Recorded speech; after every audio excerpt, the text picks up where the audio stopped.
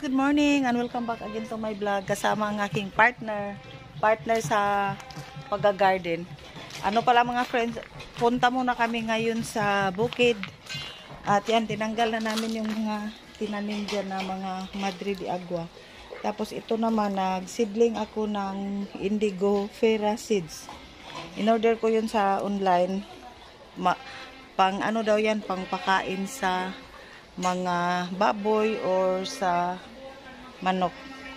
At ito yung aming ampalaya mga friends. Isang puno lang tong ampalaya pero marami na akong na-harvest nito.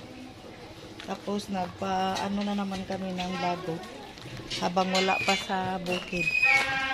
At ito nakapakuha na ako ng mga maraming manure doon sa kapatid ni Tara. Tapos ngayon ito na, nagdala din kami ng manure at saka yung lupa. Ito na yung mga indigo fera, mga Madre de Agua pala mga friends. Yan.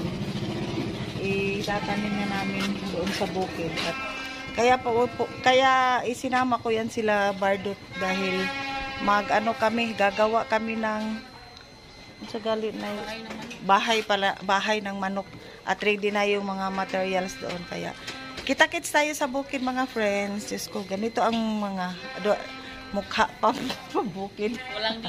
Walang ligo, walang hilamos, walang kulay na yung buhok. Keep on watching! Punasan muna kasi pati kingkab, walang hilamos. Walang hilamos. Ito. Awa na yung makalimtan. Tana, sige na ka dahil panighawak na.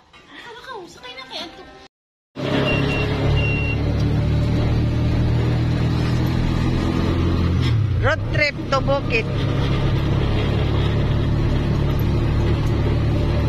Okay, kapag-gas muna kami.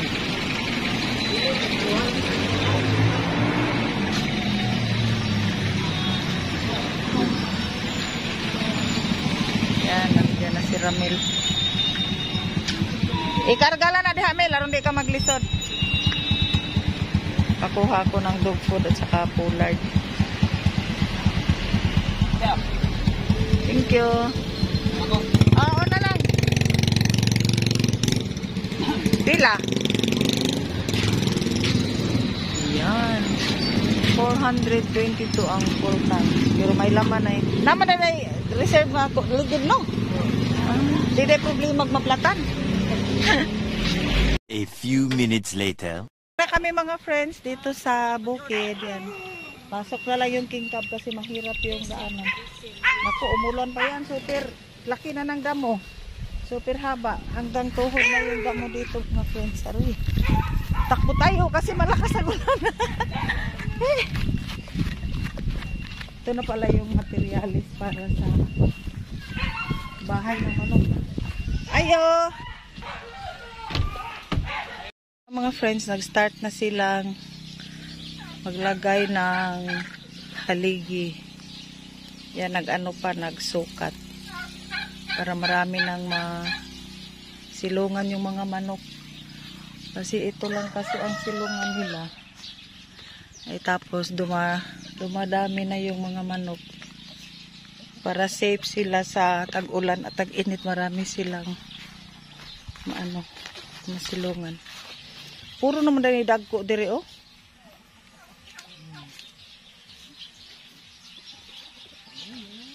Yan. Nabawasan na ito muna kasi umpisa na kaming magbenta.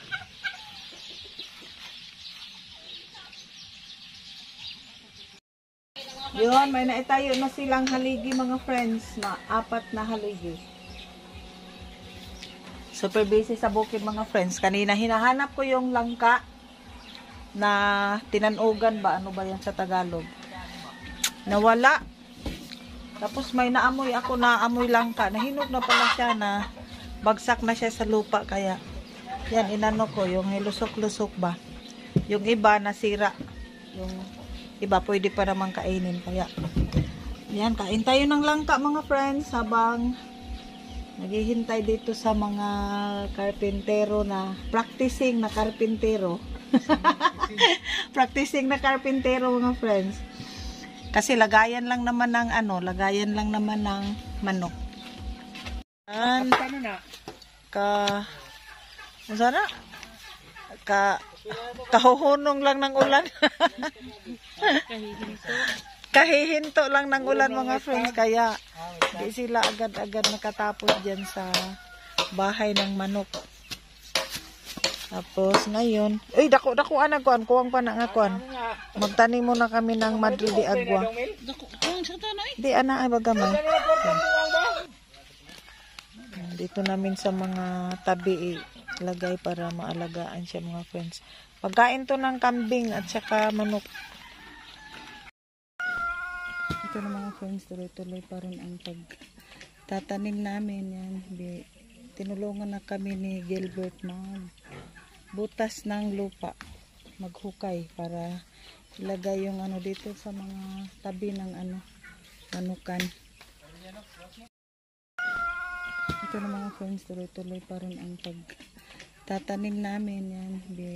Tinulungan na kami ni Gilbert butas ng lupa, maghukay para ilagay yung ano dito sa mga tabi ng manukan. Yan mga friends, tuloy-tuloy lang ang aming pagtatanim ng Madrid de Agua. Yan, tulong-tulong kami dito sa bukid para madaling matapos. Kaya kailangan pag dito ka sa bukid, magsipag ka talaga.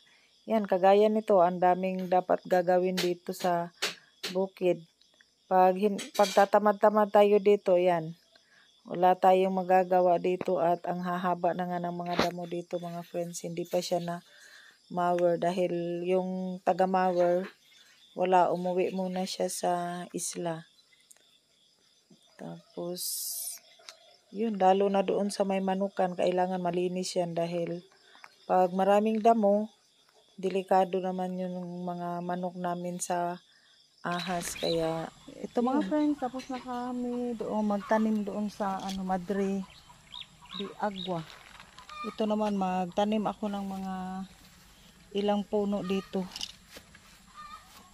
ampalaya at saka yung upo para magamit naman yung ito pala yung pinaguna ko mga friends. Hindi ko na lang pinaguna yung sa may gitna para madali. Inuna na lang yung siniguro na lang yung mga, kung sa Bisaya, tudling-tudling ba.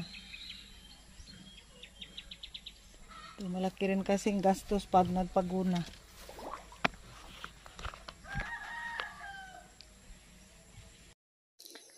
Yan, busy na kami sa pagtatanim dyan mga friends para naman may aanihin naman tayo sa ibang araw o mga next month.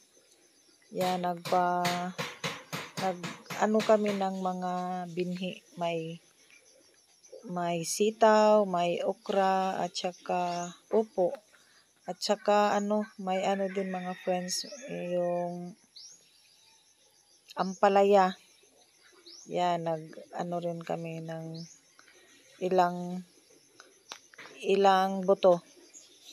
Para naman may hihintayin tayo habang nasa nasa tapon. Yan, may hihintayin din tayong aanihin dito sa bukid para pagpunta natin dito linggo-linggo, may mapaglibangan tayo, may makikita tayo. Keep on watching lang mga friends sa aming pagtatanim. A few inches later.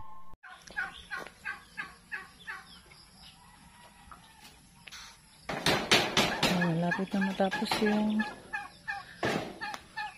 tirahan ng mga manok. Yan, laki ng shamu. Yan, shamu na manok yan.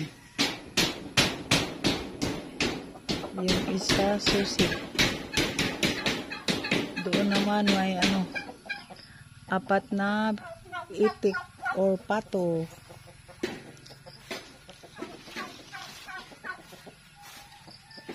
O, di po yung itlog ang kuano? Ay, gilom-luman eh. Karang itlog? O, bago na pod? Ito ka naka-itlog ani? Yan, nilalagay yung itlog sa incubator. May mga manok pa doon sa kabila. May pabo. Yan, medyo kumunti na to ng konti dahil nagbenta na kami ng mga ilang piraso. Yan, may masilungan na sila pag na lagyan na yan siya ng bubong.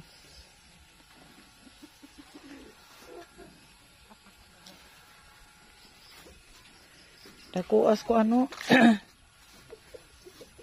Nindot og ko ano na nino kanang hipuso na ning itlog aron di mauwanan. Kuhaon ni unya.